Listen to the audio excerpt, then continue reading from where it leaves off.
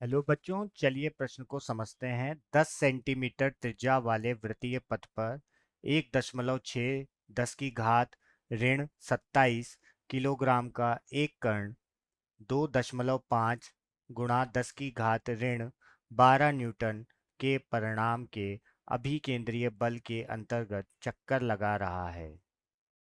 इसके घूर्णन का कोणीय वेग ज्ञात कीजिए।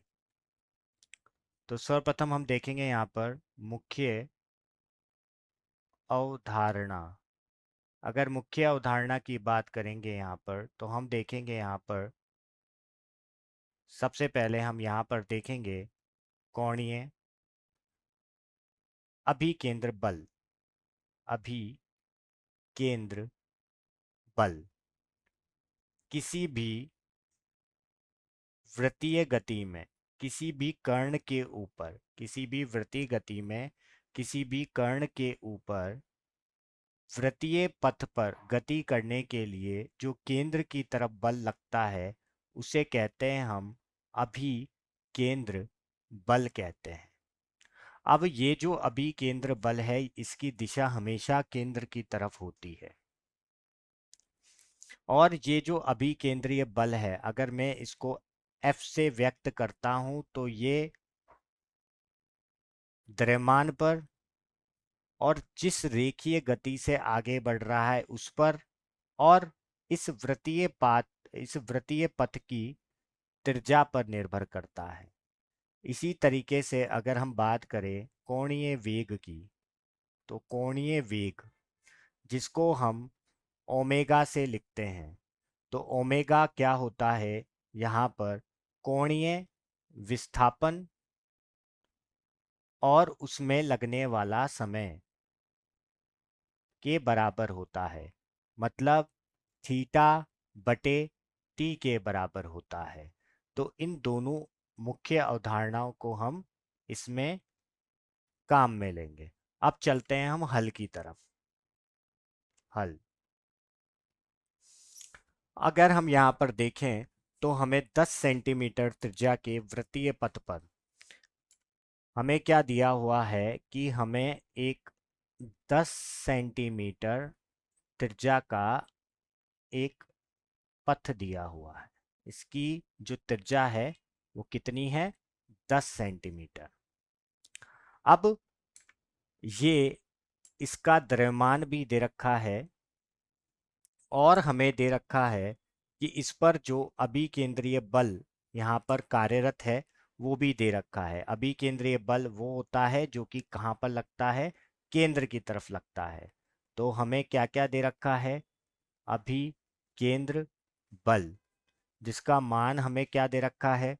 वो हमें दे रखा है 2.5 10 की घात ऋण 12 न्यूटन।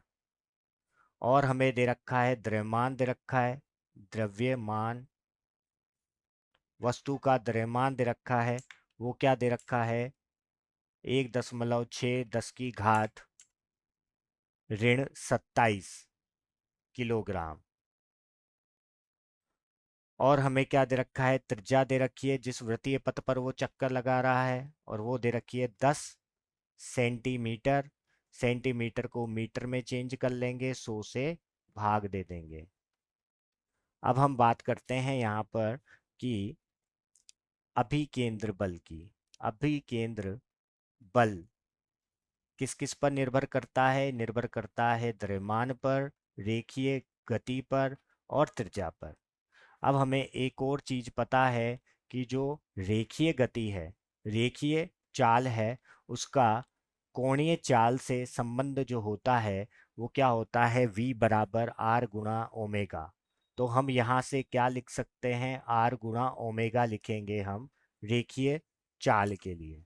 तो यहाँ से m r का वर्ग ओमेगा का वर्ग, r से r कट जाएगा, m r ओमेगा का वर्ग। और ये किसके बराबर है?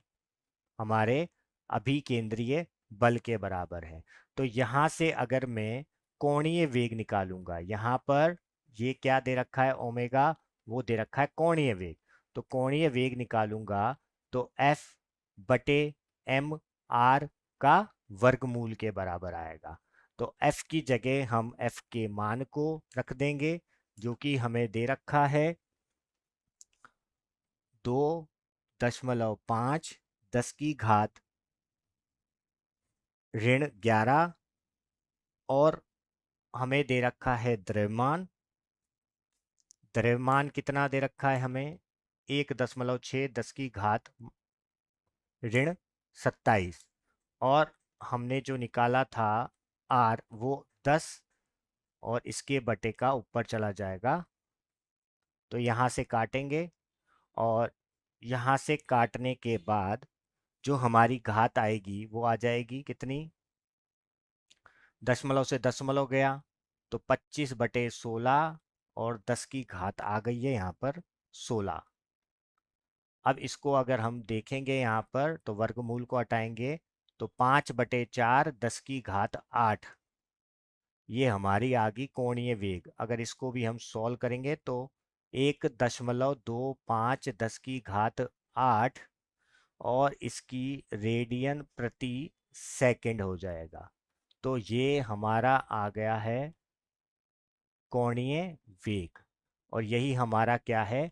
उपयुक्त उत्तर होगा। मैं आशा करता हूं आपको समझ आया होगा। धन्यवाद।